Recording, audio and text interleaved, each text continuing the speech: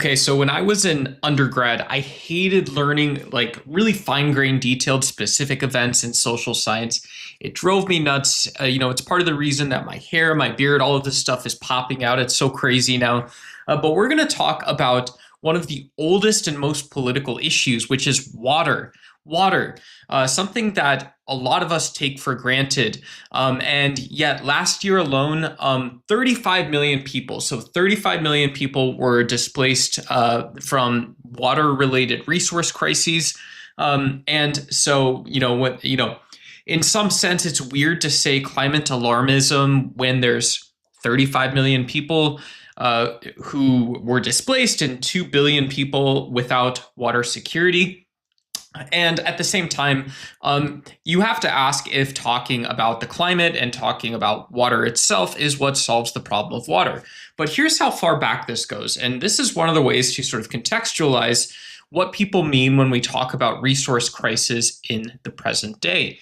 Um, so, as far back as civilization has existed in ancient Mesopotamia, there were two city-states of Umma and Lagash who have a fairly well-documented century-long conflict. A lot of this centered around irrigation and water access, and a lot of the wartime tactics themselves were about either artificially creating floods or poisoning the well. You know, that old saying, poisoning the well, that happens in debates and wars, all this kind of stuff. And luckily things got sort of better. We began seeing the first codified system of laws that we can recognize as sort of water rights, or what we think of as water rights today, in both ancient Greece and Rome.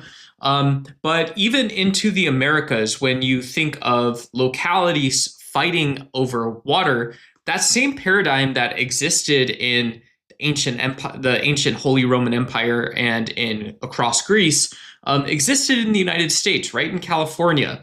And so this is so. There's a takeaway here. There's a takeaway here. When we try and take this history and allow it to comport or become apt for a social, scientific, or sort of positive, like a rational understanding of something like the Nile Basin conflict, which is present day disputes between Egypt and Ethiopia, we start seeing these subtle shifts. We start seeing that people are talking about technology more. People are talking about the ability to use water with electric generation, and about appealing to international systems. But at the same time, when we go back to why people make choices,